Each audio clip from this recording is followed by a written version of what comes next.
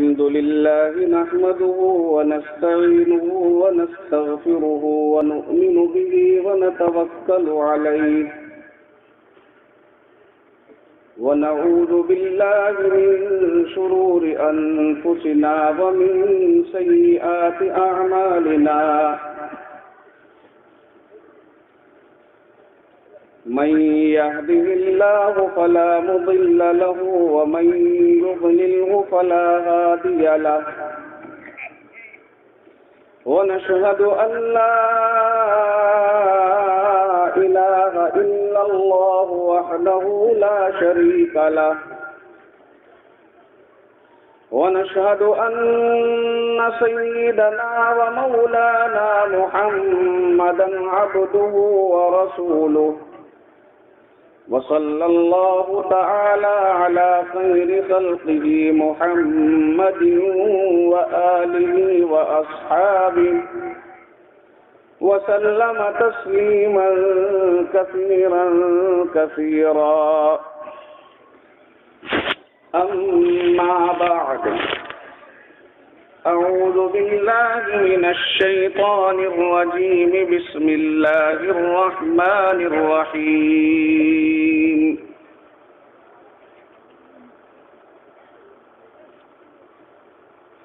إنك لعلى خلق عظيم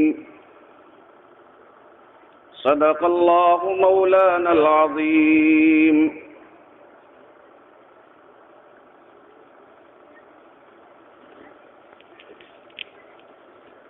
عزیزان ملت، نوجوانان اسلام،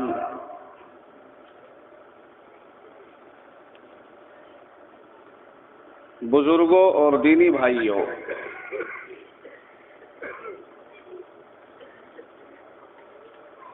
قرآن حکیم کی ایک چھوٹی سی آیت جو آپ حضرات کے سامنے تلاوت کی گئی ہے، کچھ دیر اسی آیت کریمہ کی روشنی میں آپ حضرات کے سامنے جو اللہ تعالی ذہن میں ڈالے وہ باتیں عرض کرنے کی کوشش کروں گا۔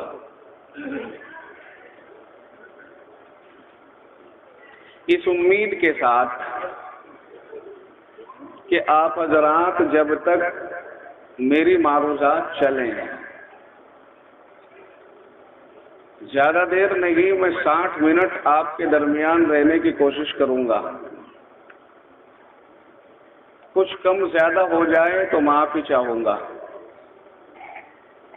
اس وقت تک میری گزارش یہ ہوگی آپ سے، اور آپ سے یہ امید بھی ہوگی کہ آپ حضرات جہاں بیٹھے ہیں وہاں سے اٹھیں گے نہیں۔ اگر آپ یہ وعدہ کریں تو پھر میں آپ کے سامنے جتنا وقت بتلایا ہے اتنی ہی دیر بات کر لوں گا، اور اگر میں نے اس کے خلاف کسی کو دیکھا کہ وہ ادھر سے ادھر اٹھنا چاہتے ہیں اور اٹھ کر کے مجمع کے بیچ سے کوئی کنارے کے پاس سے اٹھنا چاہتے ہیں اور اٹھ رہے ہوں، تو پھر میں شاید جس وقت وہ اٹھ رہے ہوں اسی وقت اپنی بات کو بند کر دوں۔ یہ آپ کے اوپر موقوف ہے کہ آپ جو وقت میں نے آپ کے سامنے بتلایا ہے اس وقت تک سننا چاہیں گے یا نہیں چاہیں گے۔ اس کا اندازہ ہم ابھی اس سے لگاتے ہیں کہ بعض مقامات اجلاس میں ایسے نظر آ رہے ہیں کہ جو خالی ہیں اور اس کے آگے پیچھے افراد ہیں۔ افراد تو بہت ہیں، مجمع بہت ہے، لیکن تھوڑا منظم کی کمی محسوس ہو رہی ہے۔ یہ کام میرا ہے کہ میں آپ کو منظم کروں۔ آپ حضرات سے میں گزارش کروں گا، اور اسی میں یہ بھی ہو جائے گا کہ جو چھڑنا ہوگا، اٹھنا ہوگا، وہ اٹھ بھی جائے گا۔ اٹھتے ہوئے جیسے احساس کا ہوتا ہے کہ یار میں اٹھوں گا تو مجھے اڑوسی پڑوسی دیکھیں گے، اسے تھوڑا سا حجاب سا محسوس ہوتا ہے، وہ حجاب بھی ختم ہو جائے گا۔ جو اٹھنا چاہے گا استنجے وغیرہ کی حاجت کے لیے وہ اٹھ بھی جائے گا۔ بہت دیر سے آپ حضرات تشریف فرما ہیں اور طلبہ عزیز کا پروگرام آپ حضرات نے مسلسل سنا، اسے مت چھیڑنا بھائی، مائک کو جہاں چل رہا ہے وہاں چلنے دینا۔ مجھے آپ سے بھی گزارش ہے کہ اس کے بٹنوں میں آپ تصرف نہیں کریں گے، تو آپ حضرات تھوڑے آگے آ جائیے۔ اب دیکھتے ہیں کہ آپ حضرات بات کہاں تک مانتے ہیں۔ جتنی آپ بات مانیں گے اتنی ہی میں بات کروں گا۔ آپ حضرات سرک کر کے آگے آ جائیے، نزدیک ہو جائیے۔ موسم بہت اچھا ہے، بالکل ایسا محسوس ہو رہا ہے کہ اللہ نے فضاؤں میں ایسی سسٹم فٹ کر رکھا ہے، گرمی کا کوئی نام و نشان نہیں ہے۔ آپ حضرات تھوڑے اور سرک جائیں، پیچھے جو بیٹھے ہیں دیواروں کے برابر میں جو بیٹھے ہیں، ایسا لگ رہا ہے کہ لائن لگا کر کے درمیان میں ان کے پلیٹ اور دسترخوان کا انہیں انتظار ہے۔ آپ حضرات اس انداز کو ختم کریں اور مجلس کے اندر سرک کر کے آگے کو سننے کے موڈ میں ہو جائیے۔ جو دیوار کے برابر میں بیٹھے ہوئے ہیں میں ان سے گزارش کر رہا ہوں وہ آگے بڑھ جائیے، آگے بڑھ جائیے۔ میری گزارش ہے بہت پیار کے ساتھ، احترام کے ساتھ، ادب کے ساتھ۔ اور جو حضرات کھڑے ہو کر سننے کا شوق رکھتے ہیں ان سے بھی گزارش کروں گا کہ آج وہ اپنا یہ شوق چھوڑ دیں اور بیٹھ کر کے سنیں۔ میں محبوب کبریا صلی اللہ علیہ وسلم کی سیرت مقدسہ سے متعلق کچھ باتیں عرض کروں گا، اور محبوب کی سیرت کا تذکرہ ہو اور آپ کی زندگی اور آپ کے اخلاق کا تذکرہ ہو، اور ہم بدنظمی سی کا مظاہرہ کریں تو یہ اچھا نہیں لگتا ہے۔ کوئی اور ان سے نہ کہے، میں کہہ رہا ہوں، اس لیے کہ میں اس وقت میں خطابت کی کرسی کے اوپر بٹھایا گیا ہوں، تو میں یہ دیکھوں گا کہ میری بات میں کتنا دم ہے۔ میں ذرا سا اپنی بات کے دم کو بھی ناپ لوں۔ آپ حضرات جو یہاں کھڑے ہوئے ہیں، جتنے کھڑے ہوئے ہیں یہاں نظر آ رہے ہیں، وہ ادھر مجلس کے اندر آ کے بیٹھ جائیں بھائی۔ مجلس یہاں لگائی گئی ہے، آپ یہاں سے اٹھ جائیے۔ میں یہاں بیٹھے ہوئے حضرات سے بھی گزارش کر رہا ہوں، اٹھ جائیے، آپ اٹھ جائیے، بلا تکلف اٹھ جائیے۔ میں آپ ہی سے گزارش کر رہا ہوں، بالکل آپ یہاں نہیں بیٹھیں گے۔ کسی بھی چیز کا ایک نظام ہوتا ہے، ایک حساب ہوتا ہے، بے حسابی کے کیا معنی؟ آپ اپنے گھروں سے آئے ہیں تو گھروں سے بلائے بھی گئے ہیں، آپ آئے بھی ہیں، جلسہ سننے آئے ہیں، جلسے کو سنیے، سننے کے انداز پر۔ یہ طریقہ مناسب نہیں ہے۔ کوئی ادھر گھوم رہا ہے، کوئی ادھر کھڑا ہے، کوئی ادھر کو بیٹھا ہے۔ نظام کے ساتھ مجلس کے اندر آئیے۔ آپ کی توجہ کے مطابق اللہ تعالیٰ کسی کی زبان کے اوپر کوئی بات چڑھائے گا، رضا ہوا کوئی نہیں ہوتا۔ تشریف لائیے بھائی، بیٹھے وہاں سے جو کھڑے ہوئے ہیں، وہاں جو کھڑے ہوئے ہیں وہ یہاں مجلس کے اندر بیٹھے، جو سامنے کھڑے ہوئے ہیں مجھے نظر آ رہے ہیں وہ ادھر مجلس کے اندر بیٹھ جائیں۔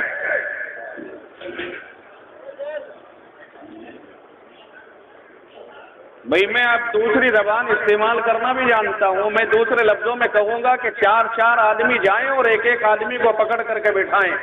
مجھ سے آپ دوسری زبان استعمال مت کراؤ۔ بیٹھو، آگے آ کر کے بیٹھو، آرام سے بیٹھ کر کے بات کو سنیے۔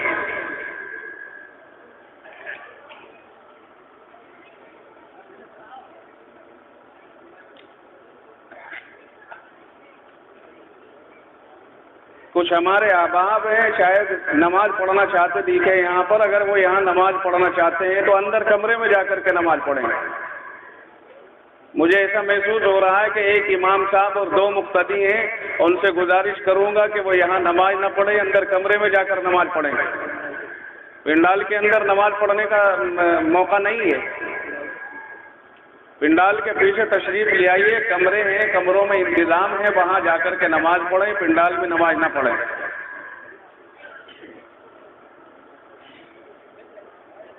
قرآن حکیم کی یہ آیت کریمہ بہت چھوٹی سی آیت ہے، اِنَّكَ لَعَلَىٰ خُلُقٍ عَظِيمٍ۔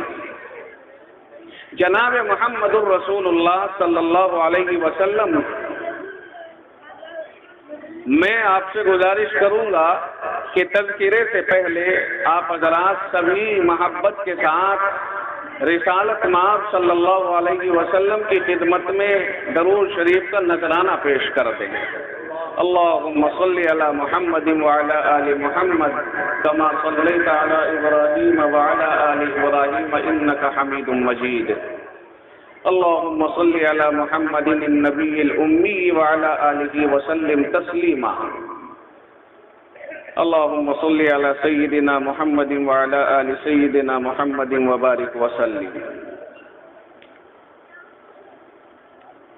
نبی رحمت صلی اللہ علیہ وسلم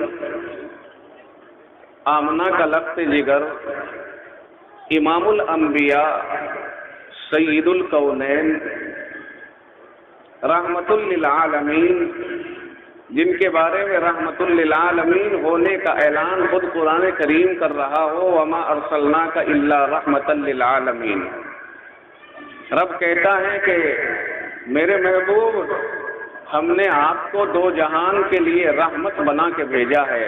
سارے جہانوں کے لیے ہم نے آپ کو رحمت بنا کے بھیجا ہے. یہ اعلان خود رب ذوالجلال نے کیا ہے.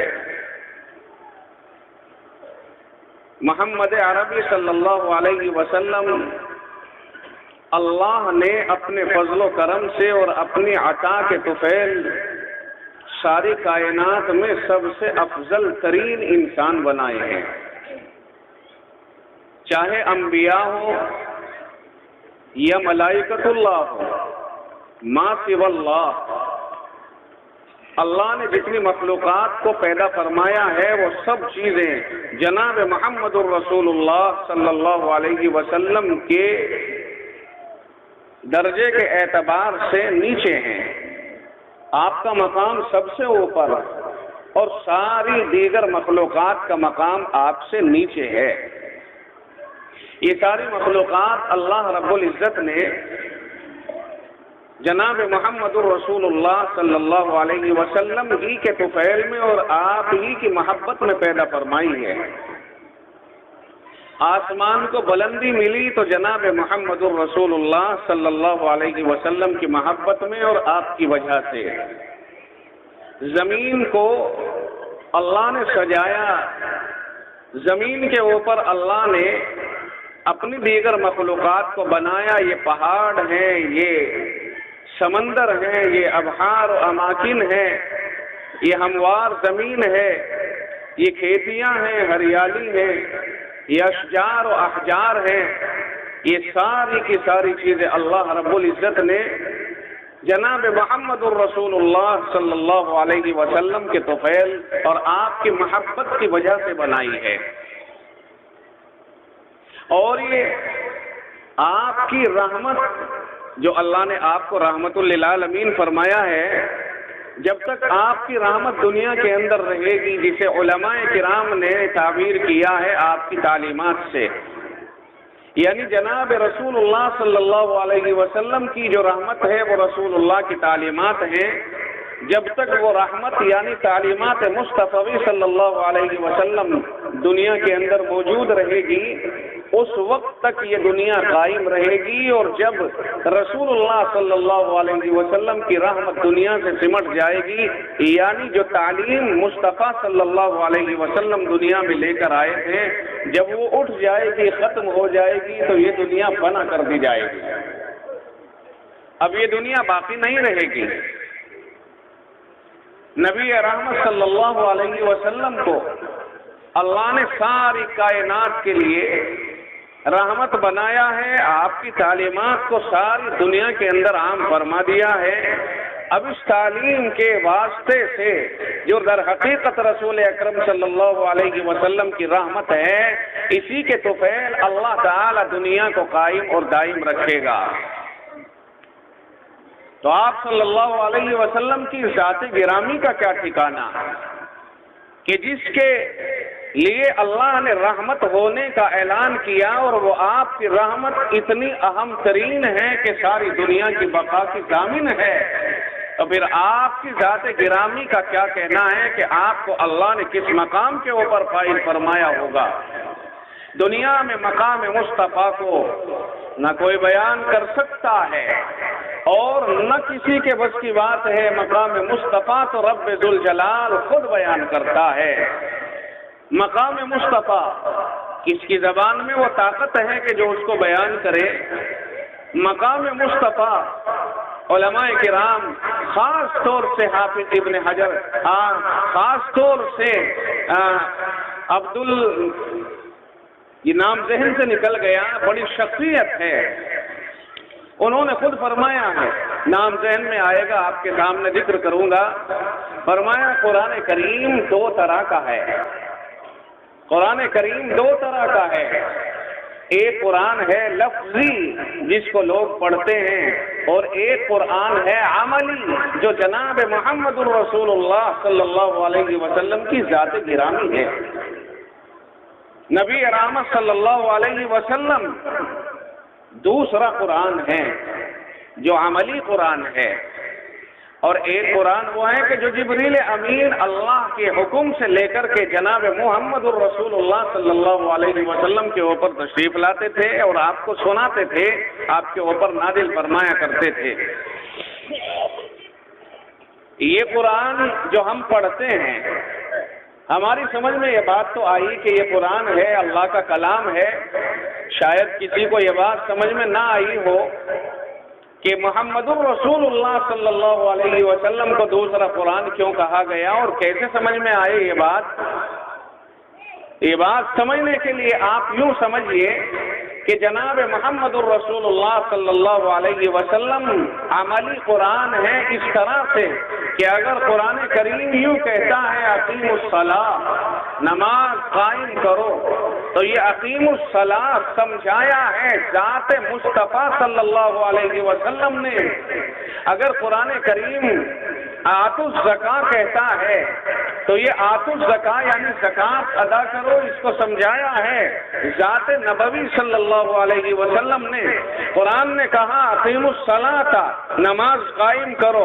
آپ کو معلوم نہیں ہے کہ نماز کس طرح قائم کرے؟ اگر مصطفیٰ صلی اللہ علیہ وسلم اپنے عمل سے نماز کے قائم کرنے کا طریقہ نہ بتلائیں تو کسی کو اقیم الصلاۃ کا پتہ ہی نہ چلتا۔ یعنی پورا کا پورا قرآن کریم اللہ نے جو نازل فرمایا ہے، اگر مصطفیٰ صلی اللہ علیہ وسلم کی ذات گرامی کو ایک طرف کر دیا جائے اور قرآن کریم کے الفاظ سے کوئی سمجھنا چاہے تو ایک لفظ کا مطلب اور مفہوم نہیں سمجھتا ہے جب تک ذات مصطفیٰ صلی اللہ علیہ وسلم کے اوپر سے اور آپ کے عمل سے قرآن کریم کو نہ پرکھ لیا جائے اور سمجھ لیا جائے۔ قرآن کریم نے تو صرف اتنا فرمایا ہے وَأَقِيمُوا الصَّلَاةَ وَآتُوا الزَّكَاةَ، قرآن کہتا ہے نماز قائم کرو، زکوٰۃ ادا کرو، لیکن آپ دنیا کے اندر گھوم جائیے اور دنیا میں بڑے بڑے محدثین آپ کو ملیں گے، آپ ان سے معلوم کیجئے، ابو حنیفہ الامام بیٹھے ہوئے ہیں، شافعی الامام بیٹھے ہوئے ہیں، مالک الامام ہیں، احمد بن حنبل علیہم الرحمہ ہیں، اس سے اوپر جائیے سیدنا صدیق اکبر رضی اللہ تعالیٰ عنہ بھی آپ کو مل سکتے ہیں، فاروق اعظم بھی ہیں دنیا کے اندر، علی المرتضیٰ عثمان غنی ہیں، اور 1 لاکھ سے زیادہ صحابہ کرام ہیں۔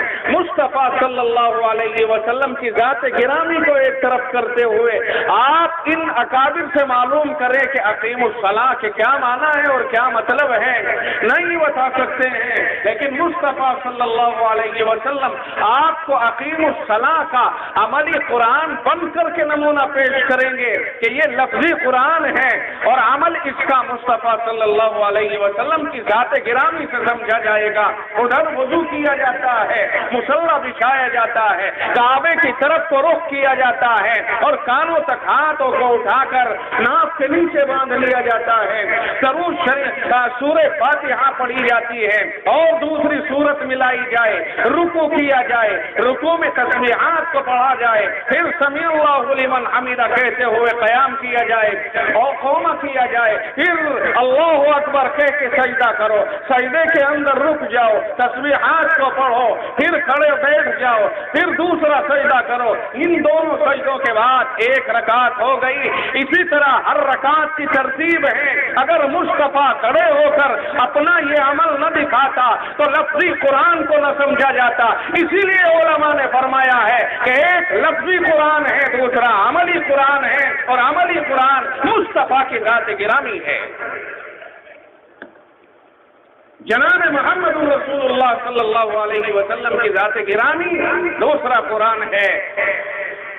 اور اس بات کو اگر زیادہ وضاحت کے ساتھ آپ کو معلوم کرنا ہے تو میں آپ کے سامنے کسی مفتی کا قول نہیں لا رہا ہوں، کسی مولوی کا فتویٰ نہیں لا رہا ہوں، بلکہ آپ کے سامنے سیدہ عائشہ صدیقہ رضی اللہ تعالی عنہا جو امہات المؤمنین میں سے ہیں، سارے مومنوں کی روحانی اماں اور پیغمبر اعظم صلی اللہ علیہ وسلم کی بڑی لاڈلی اور چہیتی بیوی، اس طرح سے کہ اگر وہ مسواک کرتی ہیں، مسواک کو چباتی ہیں تو مصطفیٰ صلی اللہ علیہ وسلم لعاب کے اندر لگی ہوئی مسواک کو اپنے دہنے مبارک کے اندر لے جاتے ہیں۔ اگر عائشہ پیالے سے پانی پیتی ہیں تو مصطفیٰ ارشاد فرماتے ہیں کہ عائشہ یہ بتاؤ کہ تمہارے لب کدھر لگے ہیں، تمہارے ہونٹ پیالے کے اوپر اور برتن کے اوپر کہاں لگے ہیں، تاکہ میں بھی اسی طرف اپنے لبوں کو لگا کے پانی پی لوں۔ وہ عائشہ کہ جس کی وجہ سے جس کے بستر پر محمد الرسول اللہ ہوتے ہیں تو آپ کے اوپر جبریل امین وحی لے کے آ جاتا ہے۔ وہ عائشہ کہ سارے مومنوں کو ٹھہرا دیا گیا، ایک قافلہ رکا ہوا ہے، نماز کا وقت آتا ہے، پانی میسر نہیں آتا ہے، پانی نہیں ملا ہے، سورج غروب ہونے کے قریب ہے، اما عائشہ رضی اللہ تعالی عنہا کا ہار گم ہو گیا تھا۔ مصطفیٰ نے بھیج دیا اپنے لاڈلوں کو کہ جاؤ عائشہ کا ہار تلاش کر کے لاؤ۔ عائشہ کا ہار تلاش کیا جا رہا ہے، ادھر سورج، ادھر نماز کا وقت نکلا جا رہا ہے، ادھر نماز کا وقت ہوا جا رہا ہے، لیکن رب ذوالجلال کا رحم و کرم دیکھیے کہ ہار عائشہ کا گم ہوا، صحابہ کو تلاش کرنے کے لیے بھیج دیا گیا، نماز کا وقت ہوا جا رہا ہے، اب پانی نہیں ہے۔ اگر عائشہ کا ہار تلاش کرنے میں یہ ٹائم نہ لگایا جاتا، آگے قافلہ بڑھ جاتا، پانی تک پہنچ سکتا تھا اور وضو کر کے نماز کو ادا کیا جا سکتا تھا، مگر آج تو عرش کے مالک کا فیصلہ ہی کچھ اور ہے۔ جس رب نے یہ فیصلہ کیا ہے کہ میں وضو کرا کے، میں غسل کرا کے نماز کو اپنے دربار میں قبول کرتا ہوں، وہی رب آج ہے کہ عائشہ کا ہار گم ہوا جا رہا ہے، صحابہ تلاش کرتے ہیں، بعض صحابہ کہتے ہیں یا رسول اللہ نماز کا وقت نکلا جا رہا ہے، پانی نہیں ہے، آگے بڑھ جاتے تو پانی مل جاتا، مگر رب ذوالجلال نے مصطفیٰ صلی اللہ علیہ وسلم کو بتا دیا کہ ہاں میں ہی وہ رب ہوں جو وضو کر کے نماز کو ادا کراتا ہوں، میں ہی وہ رب ہوں جو پاکی کے ساتھ پانی کے ساتھ نماز کو قبول کرتا ہوں۔ آج عائشہ کا ہار تلاش کیا جائے، چاہے تمہیں اپنے چہروں کے اوپر مٹی ملکے ہی میرے سامنے نماز کو آنا پڑے، چنانچہ عائشہ کی برکت ہے کہ آیت تیمم نازل ہوتی ہے۔ رب کہتا ہے کہ اگر تمہیں پانی نہ ملے فَإِن لَّمْ تَجِدُوا مَاءً فَتَيَمَّمُوا صَعِيدًا طَيِّبًا، اگر تمہیں پانی نہیں ملتا تو پاک مٹی سے تم تیمم کر لو۔ رب ذوالجلال نے عائشہ کے مقام کو اونچے اٹھا دیا کہ عائشہ کا ہار تلاش کیا جائے، چاہے تمہیں مٹی منہ پر ہی کیوں نہ رگڑنی پڑ جائے، چنانچہ عائشہ کی برکت سے آیت تیمم نازل ہوتی ہے۔ وہ عائشہ کہتی ہیں، میں اس عائشہ کا قول آپ کے سامنے لانا چاہتا ہوں۔ ایک صحابی رسول اکرم صلی اللہ علیہ وسلم کی ذاتی زندگی کے بارے میں عائشہ رضی اللہ تعالیٰ عنہ سے معلوم کرتے ہیں کہ اماں عائشہ، امی جان یہ بتلا دیجئے، امی جان ہمیں یہ بتلا دیجئے کہ رسول اکرم صلی اللہ علیہ وسلم کی زندگی، آپ کے اخلاق، آپ کے کردار، آپ کے اطوار، آپ کی زندگی گزارنے کا طریقہ کیا تھا۔ عائشہ کا جواب سنیے۔ عائشہ کہتی ہیں، فقیہ امت کہتی ہیں، طیبہ طاہرہ کہتی ہیں، صدیقہ کائنات کہتی ہیں، محبوب کبریا کی لاڈلی بیوی اور سارے مومنوں کی اماں جان ارشاد فرماتی ہیں، کانا خلقہ القرآن، محبوب کبریا کے اخلاق، محبوب کبریا کی زندگی، آقا رحمت کا زندگی گزارنے کا طریقہ اگر آپ کو دیکھنا ہے تو پورا قرآن کریم رسول اللہ کے اخلاق ہیں، پورا قرآن کریم رسول اللہ کی زندگی ہے۔ اگر تمہیں رسول اللہ کی زندگی کو سمجھنا ہے، قرآن کریم پڑھتے جائیے، رسول اللہ کی زندگیوں کو سمجھتے جائیے۔ رسول وہی کرتا ہے جو قرآن بتاتا ہے، رسول وہی ہے جو قرآن کہتا ہے، اور تکلم وہی ہوتا ہے جو قرآن کراتا ہے۔ رب کہتا ہے وما ينطق عن الهوى ان هو الا وحی یوحی، آپ کا تکلم وہی ہوتا ہے جو رب کی طرف سے آپ کے اوپر وحی نازل ہوتی ہے۔ کان خلقہ القرآن، فرمایا رسول اللہ کے اخلاق قرآن کریم ہے۔ قرآن کریم اٹھاؤ اور رسول اللہ صلی اللہ علیہ وسلم کی زندگی کو دیکھتے اور سمجھتے چلے جاؤ۔ اسی لیے علماء نے فرمایا ہے کہ رسول اکرم صلی اللہ علیہ وسلم دوسرا قرآن ہے، یعنی قرآن کریم کی عملی قرآن کریم ہے۔ لفظی قرآن کریم وہ ہے جو ورقوں کے اوپر چھپا ہوا ہے، آپ اور ہم پڑھتے ہیں، اور عملی قرآن وہ ہے جو مصطفیٰ صلی اللہ علیہ وسلم کی ذات گرامی ہے۔ گویا پورا قرآن اگر کھلتا ہے تو محمد مصطفیٰ صلی اللہ علیہ وسلم کی ذات گرامی پہ کھلتا ہے۔ رب نے آپ کو کتنی رفعت اور کتنی بلندی اور کتنا اونچا مقام عنایت فرمایا ہے کہ آپ سر سے لے کر پیر تک بالکل نمایاں، اور یوں تو سارے ہی پیغمبر اللہ نے نمایاں بنائے۔ اللہ نے سارے پیغمبروں کا مقام اور مرتبہ بے انتہا بلند فرمایا ہے، مگر رب خود کہتا ہے تلک الرسل فضلنا بعضهم علی بعض، ان رسولوں کا مقام ہم نے کسی کا اونچا اور کسی کا اس سے کم بنایا ہے، یہ ہم نے خود بنایا ہے، انسانوں کا متعین کیا ہوا نہیں ہے۔ کوئی کسی رسول کے درمیان اپنی ذاتی سوچ سے تفریق قائم نہ کرے، اس کے لیے رب نے کہہ دیا لا نفرق بین احد من رسولہ، ہم رسولوں کے درمیان کسی بھی رسول کے درمیان کوئی تفریق پیدا نہیں کریں گے۔ ہر پیغمبر کا ایک مقام ہے، ہر پیغمبر کا ایک مرتبہ ہے۔ اپنے زمانے میں پیغمبر احسن الناس ہوا کرتا ہے، اپنے زمانے میں پیغمبر خیر الناس ہوا کرتا ہے، اپنے زمانے میں پیغمبر سے اونچا کوئی دوسرا انسان نہیں ہوتا، مگر ان پیغمبروں کے درجے اللہ رب العزت نے خود متعین فرمائے ہیں۔ امام الانبیاء، مصطفیٰ کائنات، تابتھا تاجدار، شاہ بدر و حنین، آمنہ کے لخت جگر، امام الثقلین، امام الانبیاء صلی اللہ علیہ وسلم کا مقام رب ذوالجلال نے تمام پیغمبروں سے اونچا آپ کو اعلیٰ اور عرفہ بنایا ہے۔ یہ رب کی اپنی مرضی ہے۔ آپ کے مقام کو بیان کرتے ہوئے امت میں کسی عالم دین کو اور کسی فقیہ اور مفتی کو یہ اختیار نہیں دیا گیا کہ رسول محبوب صلی اللہ علیہ وسلم کا مقام اور مرتبہ بیان کرتے ہوئے تقابل میں کسی پیغمبر کی تنقید کرے جس سے اس کی تنقید لازم آئے۔ شرعی اعتبار سے اس کی گنجائش نہیں ہے اور اس کی اجازت نہیں ہے، اور میں آپ کو اس کی مثال دے کے بتاؤں گا۔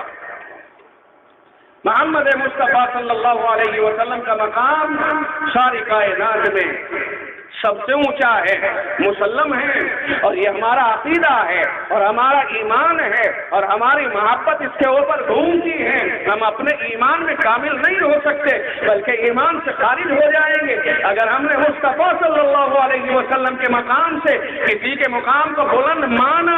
یہ سوچ، یہ بات اپنے ذہن میں رکھیے۔ لیکن کبھی کبھی بیان کا انداز یہ ہو جاتا ہے کہ پیغمبروں کے درمیان تقابل کرتے ہوئے کسی دوسرے پیغمبر کی تنقید ہونے لگتی ہے۔ مثال کے طور پر کچھ لوگ کہتے ہیں کہ رسول اللہ رب العزت نے رسول موسیٰ علیہ السلام کو وادی مقدس کے اندر بلایا اور وہاں پہ اللہ نے آپ کو نبوت عطا فرمائی، رسالت عطا فرمائی، اور جب اللہ نے موسیٰ علیہ السلام کو وادی میں بلایا، پہاڑوں کے بیچ بلایا، تو اس وقت میں اللہ نے یوں فرمایا تھا موسیٰ فخلعنا علیک، آپ اپنے جوتوں کو اتار دیجئے۔ جوتوں کو اتروایا گیا موسیٰ علیہ السلام سے، کیوں اتروایا گیا؟ اللہ نے فرمایا انک بالوادی المقدس طویٰ، موسیٰ آپ طویٰ نامی ایک محترم اور مقدس وادی میں ہیں، اور اس کے تقدس کا تقاضا یہ ہے کہ آپ جوتوں کو اتار کر کے آئیے، جوتوں کو یہاں نہ لائیے، جوتے وہاں باہر رہنے چاہیے۔ ہم نے دیکھا رب نے یہ ارشاد فرمایا ہے فخلعنا علیک انک بالوادی المقدس طویٰ، موسیٰ اپنے جوتوں کو اتار دیجیے اور یہاں پر آگے بڑھ جائیے. آپ ایک محترم اور مقدس وادی میں ہیں جس کا نام طوا ہے. ہاں بلا شبہ اللہ نے نہیں فرمایا ہے, لیکن رب نے کیوں فرمایا ہے اس کی حکمتوں کو خدا جانے. رب نے اس وقت میں موسیٰ کے جوتے کیوں اتروائے ہیں اس کی حکمتوں کو خدا جانے. ہم ان حکمتوں کو اپنے ذہن سے بیان نہیں کر سکتے ہیں. اپنے ذہن سے پیغمبر موسیٰ علیہ السلام کے جوتے اتروانے کی حکمت کو ہم اپنے ذہن سے متعین نہیں کر سکتے ہیں جب تک کہ کوئی نص اس سلسلے میں نہ آ جائے. ادھر ہم نے پیغمبر آخر الزماں صلی اللہ علیہ وسلم کی سیرت پر بیان کیا تو ہم بیان کرنے لگے. ہم نے کہا کہ رب نے بلایا, کہاں بلایا, عرش پر بلایا, کس طرح بلایا, تو یوں فرمایا کہ جوتوں سمیت آ جائیے میرے محبوب. آپ کے جوتوں سے عرش اعلیٰ نہیں ہے, آپ کے جوتے اعلیٰ ہیں, آپ جوتوں سمیت آ جائیے. ہم کہیں گے کہ ایک طرف موسیٰ علیہ السلام ہے کہ وہ دیکھیے موسیٰ کے جوتے اتروائے جا رہے ہیں, اور یہاں دیکھیے محمد مصطفیٰ کو جوتوں سمیت بلایا جا رہا ہے. اگر تم تقابل کرتے ہو, انداز تقابل کا ہو جائے گا تو پیغمبر موسیٰ علیہ السلام کی تنقید لازم آئے گی. تقابل کوئی نہیں ہے, وہاں رب اپنی حکمتوں کو خود جانے اور یہاں رب اپنی حکمتوں کو خود جانے. تقابل کرنے کا کسی کو اختیار نہیں ہے, کسی کو اختیار نہیں ہے. یہ تقابل نہیں ہے. وہ زمانہ موسیٰ کا تھا, یہ زمانہ محمد مصطفیٰ کا ہے. وہاں کیوں جوتے اتروائے, وہ رب کا اپنا معاملہ ہے. یہاں جوتوں سمیت کیوں بلایا, یہ رب کا اپنا معاملہ ہے. کسی کو یہ تقابل کر کے محمد مصطفیٰ کے مقام کو بیان کرنے کا کیا حق ہوتا ہے؟ یہ سوچنے کی چیز ہے. پیغمبر ہوتا ہے, پیغمبر کا کوئی مقابل نہیں ہوتا. اس کا مطلب یہ ہو جاتا ہے کہ مصطفیٰ صلی اللہ علیہ وسلم کو جوتوں سمیت بلایا, موسیٰ علیہ السلام کے جوتے اتروائے. اس کا مطلب یہ ہوا کہ مصطفیٰ کے جوتے تو عرش سے اعلیٰ ہوئے اور موسیٰ علیہ السلام کا تقدس اس وادی مقدس سے کم ہوا. حالانکہ پیغمبر کائنات میں ساری کائنات سے اعلیٰ ہوا کرتا ہے. وہ ایک حکمت تھی جس حکمت کی بنیاد پر جوتے اتروائے گئے. بات سمجھ میں آ رہی کہ نہیں آ رہی؟ مصطفیٰ کے مقام کو پہچاننے کے لیے نصوص کے اوپر آئیے اور اپنے ذہن کی عکاسیوں سے مصطفیٰ کے مقام کو پرکھنے کی کوشش نہ کیجیے. ہاں, مصطفیٰ کا مقام, محمد عربی صلی اللہ علیہ وسلم کا مقام اگر جاننا ہے تو آئیے روایتوں کی طرف نظر کیجیے, قرآنی آیتوں کی طرف نظر کیجیے. ہاں, قرآنی آیتوں کو اللہ رب العزت نے نازل فرمایا ہے. قرآن سب سے اعلیٰ ہے, قرآن سب سے ارفع ہے, قرآن کتاب اللہ بھی ہے, قرآن کلام اللہ بھی ہے. ہاں, تورات کتاب اللہ ہے, کلام اللہ نہیں ہے. انجیل کتاب اللہ ہے, کلام اللہ نہیں ہے. زبور کتاب اللہ ہے, کلام اللہ نہیں ہے. قرآن کلام اللہ بھی ہے اور کتاب اللہ بھی ہے. جس پر کتاب اللہ اور کلام اللہ نازل ہو رہی ہے اس کا مقام تو خود بخود اونچا سمجھ میں آ جاتا ہے. نبی رحمت صلی اللہ علیہ وسلم کی ذات گرامی سر سے لے کر پیر تک نمایاں, علیحدہ, ساری کائنات میں ہر چیز سے مقدم اور اعلیٰ اور عرفہ. آپ اپنی انگلی سے, آپ اپنی ہتھیلی سے, آپ اپنی کلائی سے, آپ اپنے بازو سے, آپ اپنے رخسار سے, آپ اپنی پیشانی سے, آپ اپنے زلفے مبارک اور گیسوئے مبارک سے, آپ اپنی ریشے مبارک سے, آپ دندانے مبارک سے, آپ سینے مبارک سے, آپ ران مبارک ران سے, آپ مبارک پیروں سے, آپ مبارک ہاتھوں سے ہر طرح پہچانے جاتے ہیں, ہر طرح نظر آتے ہیں کہ یہ مصطفیٰ ہی کا مقام ہو سکتا ہے, غیر مصطفیٰ کا یہ مقام ہو ہی نہیں سکتا ہے. آپ کی انگلی ساری کائنات سے اعلیٰ, آپ کے رخسار ساری کائنات سے اعلیٰ. بلکہ ہمارا عقیدہ اہل سنت والجماعت کا یہ عقیدہ ہے کہ مصطفیٰ کائنات کے مقدس سر کا ایک ریش مبارک, ایک منہ مبارک, ایک مقدس بال ساری کائنات کے مقابلے کے اوپر اگر لایا جائے تو آپ کے محترم سر کا محترم ایک بال ہے. ایک بال کی قیمت لگائیے, ایک بال کی قیمت لگائیے. مصطفیٰ کا ایک بال ہے. علماء نے بیان فرمایا ہے اور اہل سنت والجماعت کا اور اہل حق کا یہ عقیدہ ہے کہ اگر آپ کے ایک بال کی قیمت کو لگایا جائے آسمان کم ہو جائے گا, زمین کم ہو جائے گی. آسمان و زمین کے درمیان کی تمام مخلوقات آقا رحمت کے ایک بال کے برابر قیمت میں نہیں ہو سکتے ہیں. ہمارا یہ عقیدہ ہے. اور ہم اس عقیدے کے اوپر قائم ہیں، ہم اس عقیدے کے اوپر قائم ہیں اور علی الاعلان اہل سنت اس عقیدے کا اظہار کرتے ہیں کہ مصطفیٰ کائنات کا ایک بال کائنات کی تمام چیزوں سے اعلیٰ عرفہ افضل ہے، بلکہ یہ بھی ہم کہتے ہیں اور یہ ہمارا عقیدہ ہے اور یہ ہمارا ماننا ہے اور یہ ہماری کتابوں میں لکھا ہے، ہمارے اکابر نے یہ بتایا ہے، ابو حنیفہ الامام یہی کہتے ہیں، اصحاب پیغمبر یہی سمجھتے اور کہتے ہیں، نیچے اتر کر کے آئیے، آج تک ہمارے سارے اکابر کا یہی عقیدہ ہے کہ جس سما زمین کے حصے سے مصطفیٰ صلی اللہ علیہ وسلم کا جس میں اثر لگا ہوا ہے، صرف وہ حصہ اور دور سے بات نہیں کرتا، صرف وہ حصہ جس حصے کے اوپر محمد عربی صلی اللہ علیہ وسلم کا محترم جسم لگا ہوا ہے، وہ حصہ تو علماء اہل سنت کے یہاں پر عرش سے بھی زیادہ افضل ہے۔ مصطفیٰ کائنات کے جسم کا ایک قطرہ ساری کائنات سے افضل ہے، ساری کائنات میرے حبیب کے ایک قطرے کے برابر نہیں ہو سکتی ہے۔ آپ نے میں نے عرض کیا کہ میرا محبوب اپنی انگلی سے پہچانا جاتا ہے کہ یہ محبوب ہی کی انگلی ہو سکتی ہے غیر محبوب کی، اور یہ پیغمبر ہی کی انگلی ہو سکتی ہے غیر پیغمبر کی یہ انگلی نہیں ہو سکتی ہے۔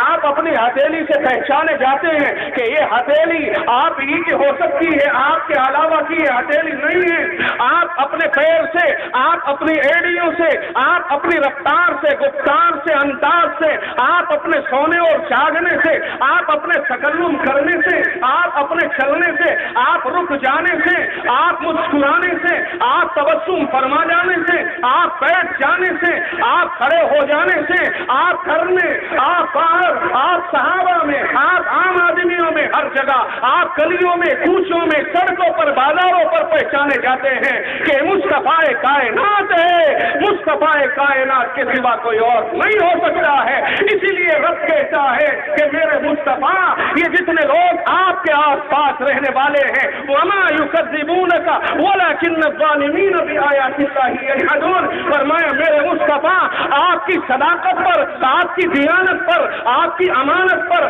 آپ کی رفتار پر، آپ کی گفتار پر، آپ کے چلنے اور بیٹھنے پر، آپ کی ہر ادا کے اوپر، آپ کے مرنے جینے تک ہر ادا کے اوپر یہ آپ کو سچا مانتے ہیں، ہر جگہ پہ سچا مانتے ہیں۔ آپ کو جھٹلانے کی کسی میں کوئی جرأت نہیں ہے۔ ابو جہل آپ کو نہیں جھٹلا سکتا ہے، ابو لہب آپ کو نہیں جھٹلا سکتا ہے، ابو طالب آپ کو نہیں جھٹلا سکتا ہے، کفار مکہ، کفار کائنات آپ کو نہیں جھٹلا سکتے ہیں۔ بس دشمنی کی بات تو صرف یہ ہے وَمَا يُكَذِّبُونَكَ وَلَكِنَّ الظَّالِمِينَ بِآيَاتِ اللَّهِ يَجْحَدُونَ۔ میرے محبوب آپ کی صداقت و دیانت پر انہیں اتفاق ہے۔ یہ جو ہم قرآن نازل کر رہے ہیں، یہ جو ہم احکام اتار رہے ہیں، یہ جو ہم دین و شریعت آپ کے اوپر بھیج رہے ہیں اور آپ ان کو جو پیش کرتے ہیں، ٹکراؤ یہاں ہوتا ہے، آپ سے لڑائی اس بنیاد پر ہوتی ہے کہ ہم شریعت بھیجتے ہیں، آپ شریعت ان کو بتاتے ہیں، لہذا شریعت کی وجہ سے ان کی آزادی چھنتی ہے، ان کے تقدس پہ قدغن لگتا ہے، ان کی آزادی سلب ہوتی ہے، ان کی شراب چھٹتی ہے، ان کا جوا چھٹتا ہے، ان کی مکاریاں چھٹتی ہیں، ان کی عیاشیاں چھٹتی ہیں، ان کی عیاریاں چھٹتی ہیں، ان کا دولت لوگوں سے ہڑپنا چھٹتا ہے، سود اور بیاج کھانا چھٹتا ہے، شراب پینا چھٹتا ہے اور دوسرے لوگوں کے اموال کو اور جائیداد کو ہڑپ کرنا چھٹتا ہے۔ اس وجہ سے یہ قرآن کو ماننے سے انکار کرتے ہیں، ورنہ در حقیقت آپ کی ذات تو انہیں ہمیشہ مسلم رہی ہے۔ بات سمجھ میں آ رہی ہوگی شاید آپ کی۔ نبی رحمت صلی اللہ علیہ وسلم کی ذات گرامی سے کسی کو کوئی اختلاف نہیں تھا، اختلاف صرف قرآن کریم کے آنے کے بعد پیدا ہوا ہے۔ قرآن کریم سے رسول کی ذات سے پھر بھی اختلاف نہیں تھا۔ رسول اکرم صلی اللہ علیہ وسلم کی جہاں تک ذات کا تعلق ہے، وہ بیٹا ہے ابو جہل ایک مکان میں، وہ بیٹا ہے ولید ابن المغیرہ بہت کھوسٹ اور بڑا تجربہ کار اور بڑا کوہنا مش اور بڑا دولت مند اور انتہائی مکار اور عیار بوڑھا ہے، یہ خراٹ بیٹا ہے۔ اور جا کر کے ابو جہل جو ابو الحکم ہے، ابو جہل اس سے جا کر کے تنہائی میں پوچھتا ہے کہ یہ بتا ابو الحکم، جو بات ہم محمد کی جانب منسوب کرتے ہیں صلی اللہ علیہ وسلم، جو بات ہم ان کی طرف منسوب کرتے ہیں، ہم انہیں شاعر بھی کہتے ہیں، ہم انہیں کاہن بھی کہہ دیتے ہیں، ہم انہیں دولت اور حکومت کا لالچی بھی کہہ دیتے ہیں، ہم ان کو جھوٹا اور کاہن بھی کہہ دیتے ہیں، یہ بتا سچی بات کہ کیا وہ شاعر ہے، کیا وہ کاہن ہے، کیا وہ جادوگر ہیں؟ بتائیے ابو جہل، کیا محمد میں یہ ساری برائیاں ہیں؟ کیا وہ جھوٹا ہے؟ نبی رحمت صلی اللہ علیہ وسلم کی ذات کا جب تجزیہ ہوتا ہے تو وہی ابو جہل بیٹھا ہوا ولید ابن المغیرہ سے یوں کہتا ہے، لا واللہ لا واللہ لیس ہوا بشاعر، لیس ہوا بکاہن، لیس ہوا بساحر، لیس ہوا بکذاب، نہیں ایسا نہیں ہے، نہ وہ شاعر ہے، نہ وہ کاذب ہے، نہ وہ جھوٹا ہے، نہ وہ مکار ہے، نہ وہ عیار ہے۔ ولید ابن المغیرہ کہتا ہے پھر بات کیا ہے؟ تم جھوٹا اور مکار کیوں کہتے ہو؟ کہ بات اصل میں یہ ہے کہ ہماری اور ان کے خاندان کی رقابت چلی آ رہی ہے، ان کے خاندان میں یہ سچا نبی پیدا ہو گیا ہے، ہم اسے سچا مانتے ہیں، ہمارے خاندان میں یہ صلاحیت نہیں ہے کہ ہم کسی سے نبوت کا دعویٰ کرا سکیں، لہذا کم از کم اگر ہم اپنے خاندان میں کوئی نبوت کا دعویٰ کرنے والا کھڑا نہیں کر سکتے ہیں تو کم از کم اتنا تو ہم کر سکتے ہیں کہ ہم اس کو جھٹلائیں گے اور ہر مہار پر جھٹلائیں گے، حالانکہ یہ سچا ہے لیکن مانیں گے نہیں۔ بات سمجھ میں آئی کہ نہیں آئی؟ مصطفیٰ کائنات کو تو آپ کے زمانے کے دشمنوں نے بھی کبھی جھوٹا نہیں کہا ہے، اور نہ آپ کے اوپر، آپ کی صداقت کے اوپر انہوں نے کبھی شک ظاہر کیا ہے، ہمیشہ جانتے رہے کہ یہ سچا ہے۔ لیکن بات یہ ہے نا کہ چودراہٹ پر قرآن کو ماننے سے فرق پڑتا ہے۔ بھلا جو شرابی ہے اس کو شراب چھوڑنی پڑے گی، جو زناکار ہے اس کو زنا چھوڑنی پڑے گی، جو مکار لٹیرا ہے، جو ڈاکو ہے، جو سود خور ہے، بیاج خور ہے، جو رشوت خور ہے، جو خون کرنے والا ڈاکو اور رہزن ہے، انہیں یہ ساری چیزیں چھوڑنی پڑیں گی۔ اس لیے محمد الرسول اللہ کا مقابلہ ہوا، ورنہ اخیر تک محمد الرسول اللہ کا ذاتی طور پر کوئی ایک بھی دشمن ثابت نہیں ہوتا ہے۔ آپ شاید میرے اس استدلال کو سمجھ نہیں رہے ہیں، آپ کی سمجھ میں آ رہا کہ نہیں آ رہا؟ آج بھی آپ کو مثال کے طور پر آپ دیکھتے رہیے، کسی بھی ایسا مصلح اور ایسا آدمی جو ہمارے درمیان اصلاح کا دو ٹوک انداز میں فریضہ انجام دیتا ہو اور ہمیں سمجھاتا ہو، آج بھی ہم اس کے اس وقت خلاف ہوتے ہیں کہ جب اس کو ایک بات ہماری مصلحتوں سے ٹکرائے گی، اور اگر ہماری مصلحتوں سے اس کی بات نہ ٹکرائے تو بہت اچھا ہے، بہت بہتر ہے۔ یہی حال مدرسوں میں نظامہ دارالاقامہ کا ہوتا ہے کہ مولوی لوگ جانتے ہیں ناظم دارالاقامہ کس کو کہتے ہیں۔ اگر وہ طلباء کو روکتا ہے مکاریوں سے، عیاریوں سے، بدماشیوں سے، گیم کھیلنے سے، موبائل دیکھنے سے، فلم دیکھنے سے، میچ دیکھنے سے، اگر وہ طلباء کو ان چیزوں سے روکتا ہے، اور وہ طلباء کو لاتا ہے نماز کے اوپر، تکرار کے اوپر، اسباق کے اوپر، دروس کے اوپر، تو طلباء کا وہ دارالاقامہ کا ناظم دشمن ہو جاتا ہے، وہ کہتے بے ایمان ہے، نالائق ہے۔ اور اگر نماز چھوڑتے رہیں، سوتے رہیں، جگائے نہ، اگر کوئی حرکت کرتے رہیں ٹوکے نہ، بلکہ ان کے کندھے پہ ہاتھ رکھ کے بیٹا کہہ کر کے بات کرے، تو خدا کی قسم اس سے بہتر ان کی نگاہوں میں کوئی نہیں ہے کہ مولانا بہت شاندار آدمی ہے، کیا ٹھکانے، جواب بھی نہیں ہے۔ ٹکراؤ کہاں ہوا؟ جب خواہشات پر پابندیوں کا معاملہ آیا، انہیں ٹکراؤ کی کوئی صورت ہی نہیں ہے۔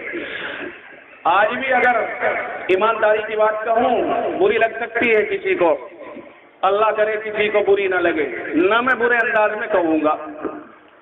یہ ہمارے ائمہ حضرات ہیں، ائمہ حضرات، انہیں آپ اپنے اعتبار سے اپنا نوکر جو سمجھ لیتے ہو، اپنا غلام جو سمجھ لیتے ہو، ان کے اوپر اپنی حکمرانی کو جو مسلط کر دیتے ہو، حالانکہ مسلح پر کھڑے ہو کر کے اللہ کے دربار میں یہ ہمارا ناظم ہے، ہمارا ترجمان ہے، ہم میں یہ صلاحیت نہیں ہے کہ ہم رب کے دربار میں اپنی جماعت کی نماز کو پیش کر سکیں، ہم میں یہ صلاحیت نہیں ہے۔ کیوں نہیں ہے؟ کسی کے چہرے پہ مصطفیٰ کی سنت یعنی داڑھی نہیں ہے، کسی کے پیروں، کسی کے اوپر، بدن کے اوپر ایسا لباس نہیں ہے جس لباس سے اللہ کے دربار میں ترجمان بنا جا سکے، کسی کے پاس میں قرآن کریم پڑھنے کا سلیقہ نہیں ہے، بات کچھ بھی ہو، بہرحال ہم اللہ کے دربار میں امامت کے فرائض اور انجام دے کر اللہ کے دربار میں مقتدیوں اور اللہ کے درمیان ترجمان کا کام نہیں کر سکتے ہیں۔ یہ امام ہمارا ترجمان ہے، اتنا اعلیٰ ہے، اس کے لیے اللہ کے نبی صلی اللہ علیہ وسلم نے فرمایا اللہم ارشد الائمہ، مولا کریم ان ائمہ کی دستگیری فرما، ائمہ کی رہنمائی فرما، ان اماموں کو، مسجد کے اماموں کو وہ راستہ آسان کر دے جو راستہ تیری ذات گرامی تک پہنچنے والا ہے۔ مصطفیٰ کائنات نے اگر دعا کسی کو دی ہے اس طرح کی تو وہ امام ہے۔ کہا مولا کریم یہ مسجدوں کے مصلوں پہ کھڑے ہونے والے امام، ان کے لیے راستہ اتنا آسان کر دے کہ یہ تیرے پاس تک آسانی کے ساتھ پہنچ سکے۔ جن کے لیے میرے مصطفیٰ یہ دعا کر رہے ہوں وہ ہمارا نوکر ہے، وہ ہمارا خادم ہے، وہ ہمارا ملازم ہے، اس کے اوپر ہماری نگاہیں سیڑھی اٹھتی ہیں، گھر کے غصے اس کے اوپر اترتے ہیں، اور اپنی مرضی کے خلاف اگر ہو جائے تو اس کے پیچھے نماز ہونی بند ہو جاتی ہے۔ 30 سال سے اس کے پیچھے نماز پڑھی جا رہی ہے، ہو رہی ہے، اور ایک ایک نماز کے بھاؤ 27 گنا بڑھتے ہوئے جا رہے ہیں، لیکن میرا اور اس کا چائے کی پیالی پہ اختلاف ہوا ہوگا، میرا اور اس کا کسی ایسی بات پر اختلاف ہوا ہوگا کہ ہو سکتا ہے میں مسجد کا سامان استعمال کرتا ہوں، امام نے ٹوک دیا ہو کہ چودھری صاحب مسجد کا سامان ہے، آپ ذرا دیکھ بھال کر لے لیا کریں، آپ سوچ لیا کریں، چودھری صاحب آپ کے پاس مسجد کی اتنی رقم موجود ہے، اب آپ اس کو ادا کر دیجئے، لکھی ہوئی کہیں نہیں تھی، امام نے اعتماد کے اوپر دے دی تھی، لکھا ہوا اس کے پاس نہیں تھا، گواہی کوئی نہیں تھی، اس کو دینا پڑ رہا ہے، اس لیے اختلاف ہوا، ٹکراؤ ہوا، امام ڈرتا ہے کہ اگر میں یہ کھولوں کہ اس نے میرے سے اتنی رقم مسجد کی لی ہے تو لوگ کہیں گے آپ نے کیوں دی ہے، اب کھولوں تو تب تباہی، نہ کھولوں تو تب مصیبت۔ اگر اس کو کہا اللہ کے ڈر سے کہ میاں یہ رقم ادا کر دو تو تقابل ہوا، یہ دبنگ ہے، وہ کمزور ہے، یہ مقامی ہے، وہ باہر کا ہے، یہ چودھری ہے، وہ باہر کا ہے، چنانچہ اس نے اسکیم چلائی کہ امام بہت خراب ہے، اس کے پیچھے نماز نہیں ہوتی، ہم دوسرا امام لائیں گے۔ ارے خدائی کا دعویٰ کرنے والے چودھری صاحب کب سے آپ کی نماز نہیں ہو رہی ہے؟ اگر اب نماز نہیں ہو رہی ہے تو 10 سال پیچھے کی لوٹا، تب ہمیں بتا کہ ہاں نماز نہیں ہو رہی، دیکھو میں نے اپنی دوہرا لی ہے کوئی ایسا کرنے والا؟ امام صاحب غلامی کی زندگی گزروا رہے ہو، شادیاں کرتے ہو، حال میں بےایمانی کرتے ہو، شادیاں لے جاتے ہو منڈپوں کے اندر، اور شادیوں کے لیے اسکیمیں چلا دی ہے، دور تک سجا دیا گیا، لاکھوں لاکھ روپے وہاں ضائع ہوئے، آگے بڑھ کر کے آئے، کھڑے ہو کر کے کھانے کا انتظام کیا، اور کھڑے ہو کر کے کھانا کھلا رہے ہو، ویڈیو کا انتظام کیا گیا، ویڈیو چلوا رہے ہو، جہیز کا انتظام کیا گیا، اس کی نمائش کی جا رہی ہے، اور لڑکیوں کی بارات آئی، ایک گاڑی مردوں کی آئی تو دوسری عورتوں کی آئی، عیاریاں اور مکاریاں اور عیاشیاں، بدنظریاں، سب کچھ ہو رہا ہے۔ اگر امام یہ کہہ دے کہ میں ویڈیو بنتے ہوئے ڈی جے بج رہا ہے، اس مجلس میں کھانا کھڑے ہو کے کھایا جا رہا ہے، اس جگہ پر میں آپ کے یہاں نکاح پڑھانے نہیں آؤں گا، تو میں یہ پوچھنا چاہوں گا چودھری صاحب کیا کل سے وہ امامت مسجد میں کر سکتا ہے؟ کیا وہ کل سے امام رہ سکتا ہے؟ متولی کی بیٹی کی شادی ہے، امام صاحب اپنے ایمان کو جانچ کر کے دیکھ، متولی کی بیٹی کی شادی ہے، اگر ایک ادنا درجے کا آدمی ہوتا تو شاید منع کر دیتا، متولی کی شادی ہے، چھوٹے خدا کی بیٹی کی شادی ہے، متولی تو خدا ہوتا ہے نا، خدا ہم پر رحم فرمائے، اپنی ہوش میں رہنا چاہیے اور اپنی حد میں رہنا چاہیے، اپنے مقام سے نہ اونچے چڑھو اور نہ نیچے گرنا چاہیے۔ یہ خرافات آج ہمارے درمیان ہو رہی ہے اور سارے یہ کام ہو رہے ہیں، ویڈیو چل رہی ہے، ڈی جے بجایا جا رہا ہے، کھڑے ہو کے کھانا کھایا جا رہا ہے، لڑکیاں وہیں پر نیم برہنہ آ گئی ہیں، ڈیکوریشن کے ساتھ لڑکیاں لڑکوں کے اندر آئی، اور یہ سب کچھ ہوتا ہوا جا رہا ہے۔ کیا مسلمانوں الیس منکم رجل الرشید، کیا تم میں کوئی سمجھدار نہیں رہا ہے؟ کوئی اس کے اوپر قدغن لگائے، کیا جہیز کو مانگ کر لینے والوں کی زبانوں کو ان کے منہ کے اندر نہیں ٹھونسا جا سکتا ہے؟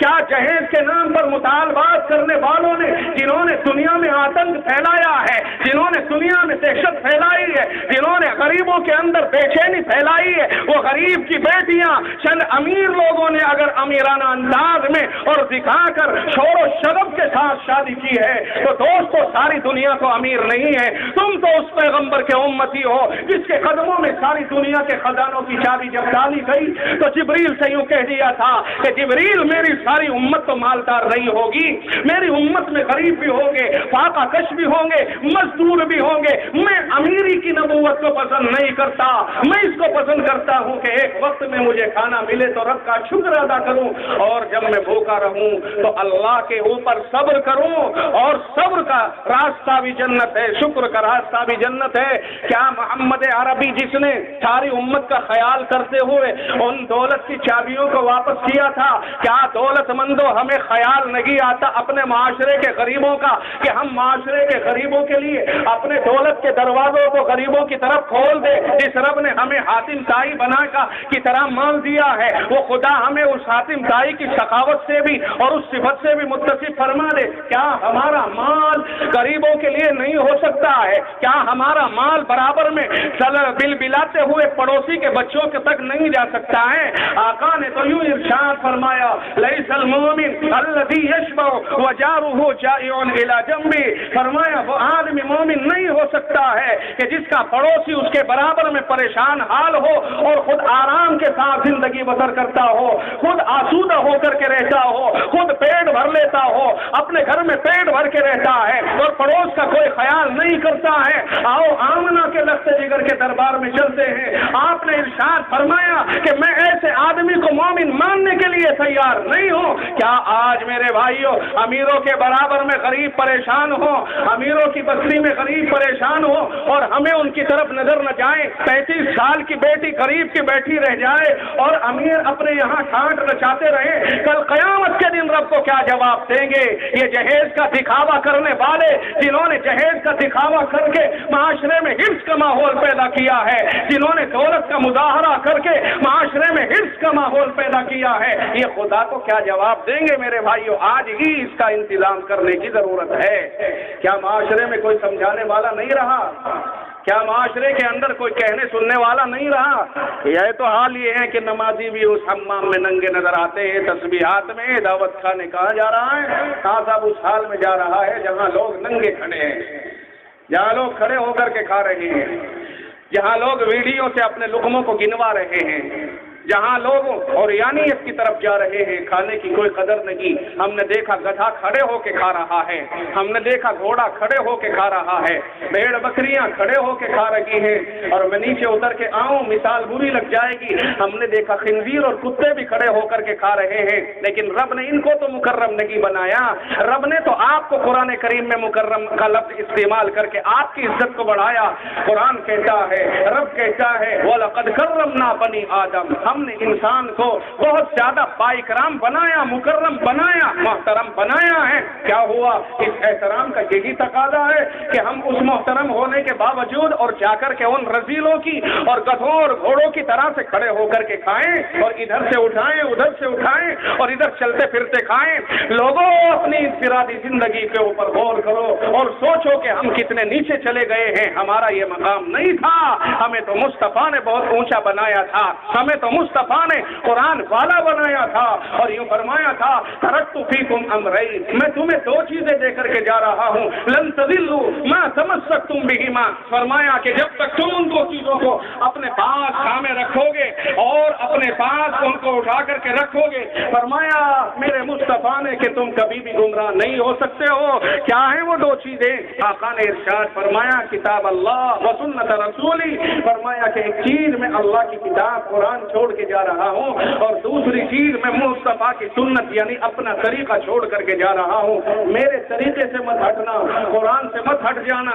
چنانچہ رسول اللہ نے یہ دونوں چیزیں دی ہیں، اگر ہم نے ان کو مضبوطی سے تھاما ہوتا تو شاید آج منڈپوں میں اور حالوں میں اور کھڑے ہو کر کھانے کا انتظام نہ کرتے اور ہم مانگ مانگ کر کے بھیک کے مطالبے کر کے جہیز سے اپنے گھروں میں صوفہ نہ سجاتے۔ مہمان آیا، دیکھا کہ صاحب بیٹھک سجی ہوئی ہے، یہاں یہ صاحب شوکیش ہے اور یہ ڈبل بیڈ ہے اور یہ صوفہ ہیں، یہ کرسیاں اور گدے ہیں، اور دیکھ کر کے مرعوب ہوتا ہے اور دیکھ کر کے سوچتا ہے کہ یہ تو بڑا سلیقے کا آدمی ہے. آپ 1 سال پہلے بھی آ کے دیکھتے اس کی بیٹھک کو کتے رویا کرتے تھے اور آج بھی آپ دیکھ رہے ہو جو دوسرے کی بھیک سے مزین ہو گئی ہے اس کی بیٹھک.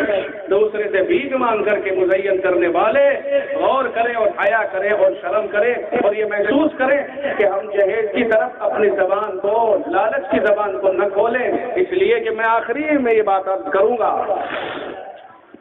کہ نبی رحمت صلی اللہ علیہ وسلم نے یہ فرمایا تھا یا معشر الشباب من استطاع منکم الباءۃ فلیتزوج. فرمایا کہ او نوجوانوں کی جماعت جو تم میں سے شادی کرنے کی اور نکاح کرنے کی ہمت رکھتا ہو وہ شادی کر لے, نکاح کر لے. اور جس میں یہ ہمت نہ ہو کہ وہ نکاح کر لے تو اس کے اوپر لازم ہے کیونکہ وہ جوان ہے اور جوانی کی اس اندھی جوانی کی کے راستے کو راست پر لگانے کے لیے فرمایا کہ اس کے لیے روزہ ہے, روزہ رکھے. روزہ خواہش نفس کو توڑتا ہے, روزہ خواہش نفس کو توڑتا ہے. اب علماء نے بیان کیا کہ جو شادی کی ہمت رکھتا ہو اس کے کیا معنی ہے, تو فرمایا رسول اللہ کے فرمان کے یہ معنی ہے کہ جو آدمی تم میں نکاح کی طاقت رکھتا ہو یعنی بیوی کو کما کے کھلا سکتا ہو, بیوی کو رہنے کے لیے مکان کا انتظام کر سکتا ہو, بیوی کو کھانے کے لیے روٹی کا انتظام کر سکتا ہو.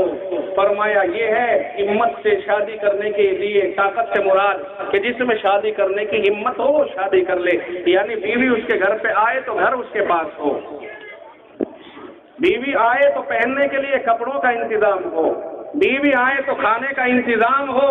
یہ 3 چیزیں جس کے پاس ہوں وہ آدمی شادی کرنے کی ہمت کرے, اور جس کے پاس یہ 3 چیزیں نہ ہو وہ شادی کرنے کی ہمت نہ کرے. وہ روزے رکھ کر کے اپنا کام چلائے, اسے شادی کرنے کی ضرورت نہیں ہے. اس لیے کہ بیوی تمہارے گھر پہ آئے اور اس کے لیے رہنے کو مکان نہ ہو, بیوی تمہارے گھر پہ آ جائے تو اس کے لیے پہننے کے لیے کپڑوں کا تمہاری طرف سے انتظام نہ ہو, بیوی بن کر کے کوئی عورت تمہارے گھر پہ آ جائے اس کے لیے کھانے کا انتظام نہ ہو. تو جوانوں, اللہ کے نبی صلی اللہ علیہ وسلم نے ایسے لوگوں کو شادیاں کرنے سے منع کر دیا ہے.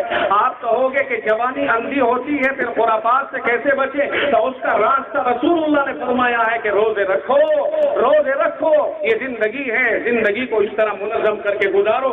آج ہم نے یہ دیکھا کہ ایک جوان کے اوپر یہ ساری ذمہ داریاں بیوی کی لازم ہوتی ہیں, اور ہم نے ہمارے جوانوں نے اور ہمارے جوان کے گھر والوں نے کیا کیا ہے کہ بیوی آ رہی ہے جس طرف سے اس کے باپ کو اجاڑنے کے راستے کھولے, اس کے باپ کو جھوٹنے اور اس کو جھٹکنے کے اور اس کے گھر کو اپنے گھر میں داخل کرنے کے لیے حالات بنائے. یہ جہیز کہاں سے آیا ہے, یہ بارات کہاں سے آئی ہے, یہ رسم و رواج کہاں سے آیا ہے, یہ غیر شرعی چیزیں کہاں سے آئی ہے. یہ بیوی کے باپ کے گھر پہ جا کر 400 500 1000 اتنے سارے براتیوں کو لے جا کر کے وہاں دعوت کھلانے کا رواج کہاں سے آیا ہے.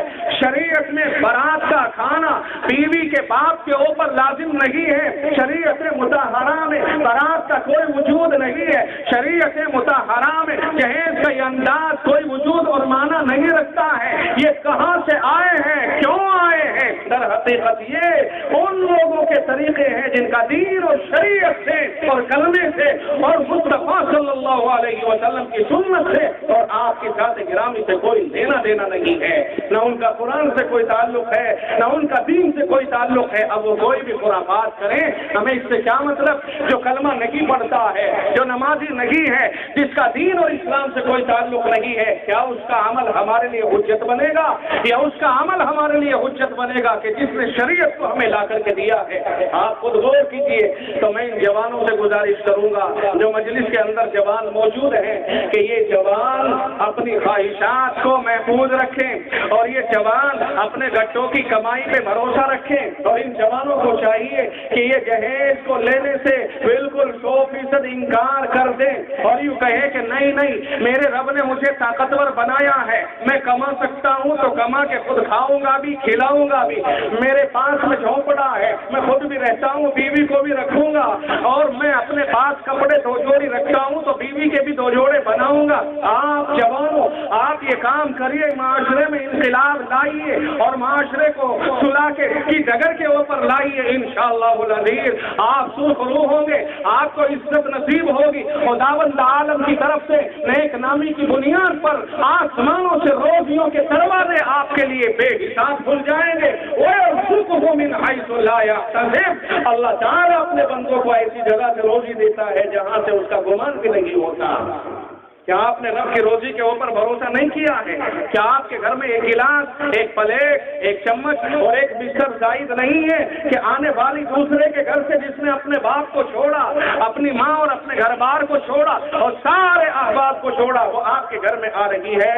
आपके घर का दरवाजा खोलने के लिए, आपकी नस्लों को चलाने के लिए, आपको साहिब औलाद बनाने के लिए वो आ रही है।